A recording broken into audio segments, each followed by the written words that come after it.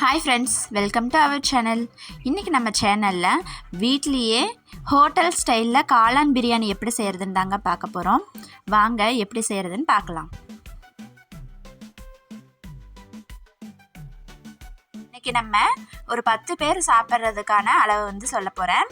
வாங்க எப்படி செய்கிறதுன்னு பார்த்துடலாம்.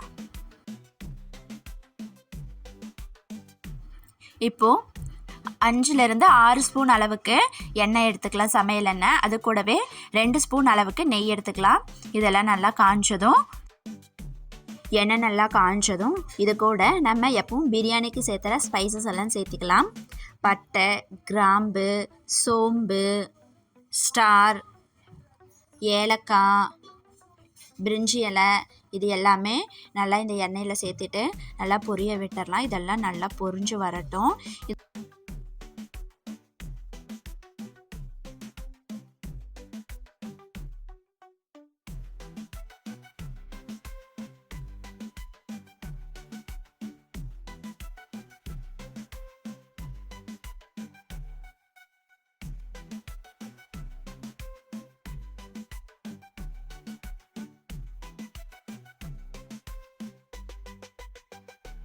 நம்ம ஸ்பைசஸ் எல்லாம் எண்ணெயில் சேர்த்து நல்லா பொரிஞ்சு வந்துருச்சு. இது கூட நம்ம 4 பெரிய வெங்காயம் எடுத்து ஸ்லைஸ் பண்ணி வச்சுருக்கோம். அதையும் நல்லா இந்த எண்ணெயிலே சேர்த்துக்கலாம். எண்ணெயிலே நல்லா இந்த வெங்காயம்லாம் வதங்கணும். நல்லா ஒரு பெரட்டு விட்டுறலாம். இது கூட 2 பச்சை மிளகாவும் சேர்த்துக்கோங்க. பச்சை மிளகாயும் சேர்த்துட்டு எண்ணெயில் நல்லா வதக்குங்க. இதை நம்ம லைட்டாக ஒரு மூடி போட்டு ஒரு 2 நிமிஷம் அப்படியே விட்டுறலாம். நல்லா வெங்காயம் வதங்கிரும். இந்த கேப்பில் நம்ம அப்படியே எடுத்து வச்சுருக்க 2 பேக்கெட் காளானை இந்த மாதிரி குட்டி குட்டியாக கட் பண்ணி வச்சுக்கலாம்.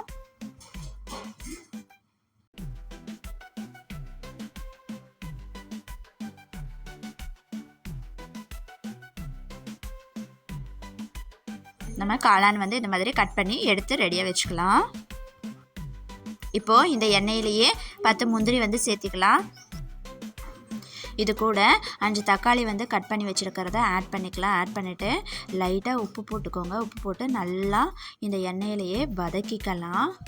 இதையும் முன்னாடி மாதிரியே மூடி போட்டு நல்லா வதக்கிக்கலாம்.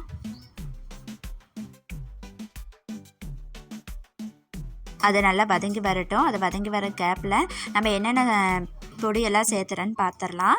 இதுக்கு 4 ஸ்பூன் அளவுக்கு கொத்தமல்லி தூள், 2 ஸ்பூன் அளவுக்கு மிளகாத்தூள், 1 ஸ்பூன் அளவுக்கு மஞ்சள் பொடி, பிரியாணி மசாலா 3 ஸ்பூன் அளவுக்கு சேர்த்துக்கலாம். கரம் மசாலா 1 ஸ்பூன் சேர்த்துனா போதும்.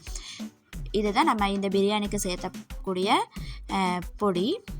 இப்போது இதெல்லாம் தக்காளி நல்லா வதங்கி வந்துருச்சு.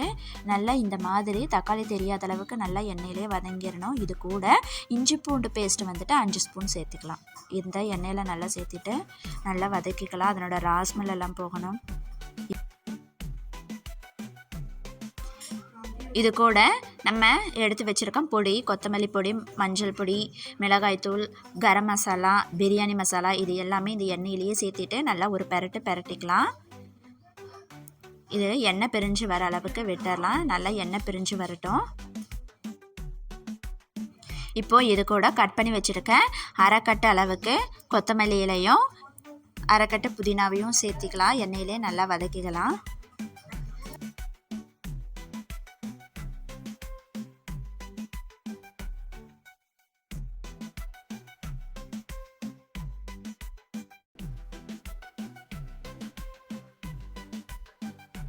இது கூடவே 1 கப் அளவுக்கு தயிர் சேர்த்திக்கலாம். தயிர் சேர்த்துட்டு நல்லா கலந்து விட்டுடலாம். நம்ம சேர்த்துற எல்லா பொருளுமே பார்த்திங்கன்னா நல்ல எண்ணெயில் வதங்கி எண்ணெய் பிரிஞ்சு வரணும். எந்த அளவுக்கு எண்ணெயில் நல்லா வதங்குதோ அந்த அளவுக்கு நமக்கு பிரியாணி நல்லா டேஸ்டியாக கிடைக்கும். பாருங்கள், இந்த மாதிரி நல்லா கிளறி விட்டுங்க. இப்போ எண்ணெய் பிரிஞ்சு வந்துருச்சு. இப்போது இது கூட நம்ம கட் பண்ணி வச்சுருக்க காளானை ஆட் பண்ணிக்கலாம். காளான் சேர்த்துட்டு எண்ணெயிலே நல்லா பெரட்டி விட்டுடலாம். இந்த காளான் எண்ணெயில் ஓரளவுக்கு நல்லா வதங்கி வரட்டும்.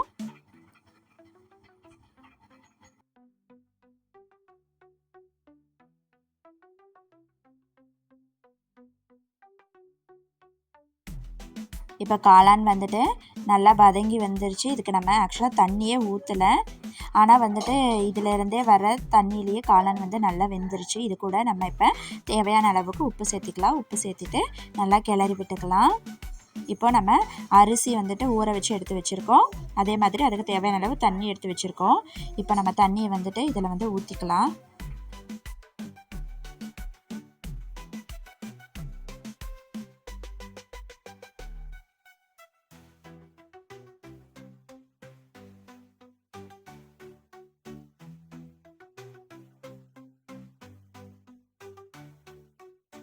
தண்ணி நல்லா கொதிச்சு வந்ததும் நம்ம கழுவி வச்சுருக்க அரிசியும் சேர்த்திக்கலாம். இது கூடவே சேர்த்துட்டு நல்லா கலந்து விட்டுக்கலாம். இந்த மாதிரி நல்லா கலந்து விட்டுக்கோங்க. இந்த ஸ்டேஜில் நம்ம உப்பு வந்து செக் பண்ணிக்கலாம். உப்பு பத்தலைன்னா உப்பு போட்டுக்கோங்க. இப்போ நம்ம குக்கரை வந்து க்ளோஸ் பண்ணிவிட்டு விசில் போட்டு வச்சிடலாம். நாங்கள் வந்துட்டு 3 விசில் விட்டோம். பிரியாணி வந்துட்டு நல்லா சூப்பராகவே வந்திருக்கு. நல்லா வெந்துருச்சு. பாருங்கள் எந்த அளவுக்கு சூப்பராக நல்லா வந்திருக்குன்னு. இந்த மாதிரி சாப்பாடு வந்து உடையக்கூடாது. உடையாத மாதிரி கரண்டி வச்சு லைட்டாக கிளறி விடுங்க. இப்போது ஹோட்டல் ஸ்டைல் காளான் பிரியாணி நம்ம வீட்டிலையே ரொம்ப சூப்பராக செஞ்சாச்சு. நீங்களும் உங்கள் வீட்டில் இந்த மாதிரி காளான் பிரியாணி இந்த மெத்தடில் ட்ரை பண்ணி பாருங்கள். நிஜமாகவே ரொம்ப சூப்பராக வரும். மறக்காமல் நம்ம சாய்குட்டி பிரபா யூடியூப் சேனலை சப்ஸ்கிரைப் பண்ணிடுங்க. அப்படியே இந்த காளான் பிரியாணி வீடியோவுக்கு ஒரு லைக் போட்டுருங்க. மறக்காமல் நம்ம காளான் பிரியாணி வீடியோவை உங்களோட ஃபேமிலி அண்ட் ஃப்ரெண்ட்ஸுக்கு ஷேர் பண்ணுங்கள். கண்டிப்பாக இந்த பிரியாணி உங்கள் வீட்டில் செஞ்சு பார்த்துட்டு எப்படி இருக்குதுன்னு கமெண்ட் பண்ணுங்கள். தேங்க்யூ.